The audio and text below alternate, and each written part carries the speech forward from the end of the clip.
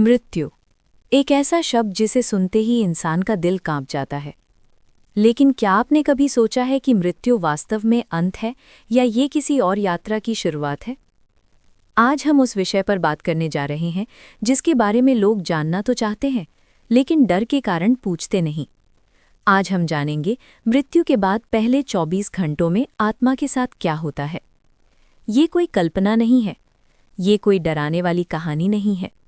ये वर्णन है गरुड़ पुराण में बताए गए उन रहस्यों का जिन्हें सुनकर अच्छों की रूह कांप जाती है।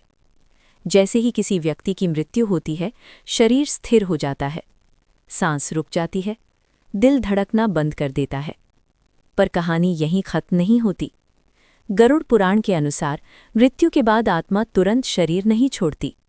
आत्मा कुछ समय तक उसी शरीर के आसपास भटकती रहती है। आत्मा सब देखती है। वो देखती है कि उसके शरीर को छुआ जा रहा है, वो सुनती है कि लोग रो रहे हैं, वो महसूस करती है कि अब वो बोल नहीं सकती।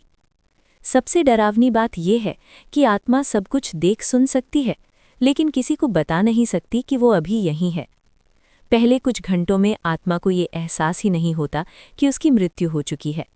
उसे लगता है कि वो सो रही है या किसी गहरे सपने में है। वो अपने परिवार वालों को आवाज़ देती है, लेकिन कोई जवाब नहीं देता।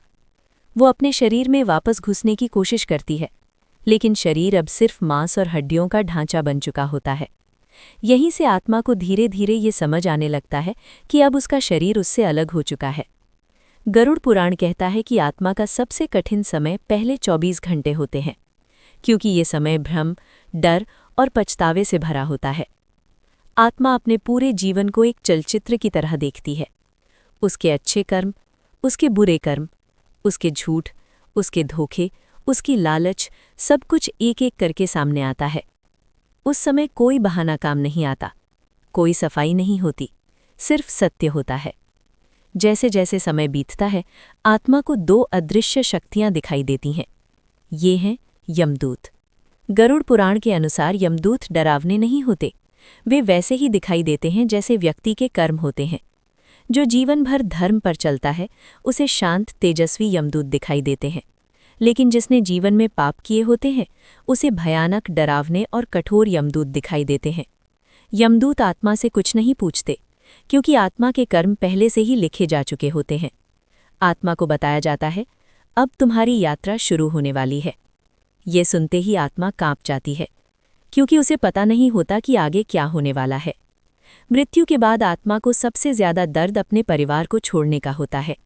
वो देखती है कि उसका बेटा रो रहा है, पत्नी बेसुध पड़ी है, माँ बार बार उसका नाम पुकार रही है, लेकिन आत्मा कुछ नहीं कर सकती।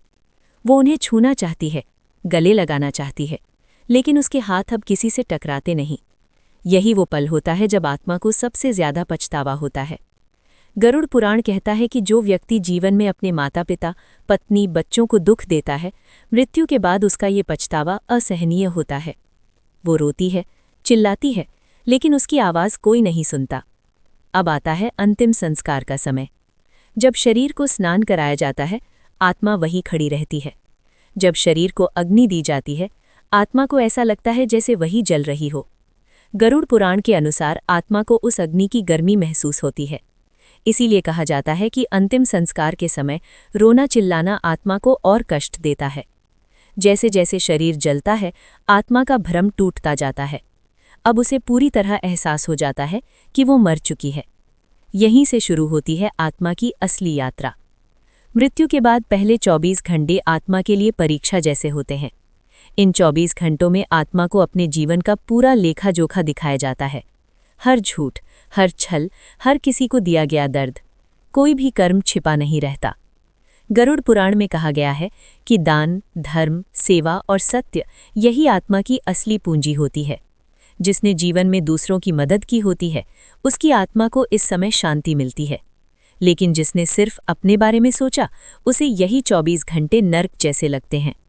मृत्यु के बाद आत्मा को सबसे बड़ा झटका ये लगता है कि दुनिया बिना उसके चल रही होती है।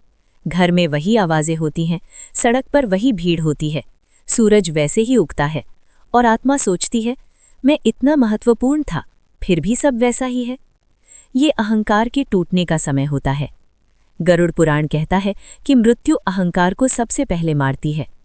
पहले 24 घंटे पूरे होते होते आत्मा को अगली यात्रा के लिए तैयार किया जाता है। ये यात्रा आसान नहीं होती। कर्मों के अनुसार आत्मा को या तो शांति की ओर ले जाया जाता है या कष्ट की ओर। इसीलिए हमारे शास्त्र कहते हैं, जीवन ऐसे जियो कि मृत्यु से डर न लगे, क्योंकि मृत्यु के बाद कोई साथ नहीं जाता, न पैसा, न पद, न शक्ति, सिर्फ कर्म। अगर आपने किसी का दिल दुखाया है तो माफ़ी मांग लीजिए। अगर आपने किसी को धोखा दिया है तो सुधार कर लीजिए, क्योंकि मृत्यु के बाद सिर्फ पछतावा बचता है। गरुड़ पुराण हमें डराने के लिए नहीं लिखा गया, ये हमें जागृत करने के लिए लिखा गया है। ये हमें बताता है कि जीवन अस्थायी है, लेकिन कर्म स्थायी है। शायद इस वीडियो को देखने के बाद आप अपने जीवन को अलग नज़र से देखें। शायद आप किसी से माफ़ी मांग लें, शायद आप किसी की मदद कर दें, और अगर ऐसा हुआ तो यही इस वीडियो की सबसे बड़ी सफलता होगी। अगर ये वीडियो आपको सोचने पर मजबूर कर गया हो तो इसे अपने परिवार के साथ ज़रूर साझा करें, क्योंकि मृत्यु सबके लिए है, लेकिन तैयारी बहुत कम लोग करते हैं। ओम शांति।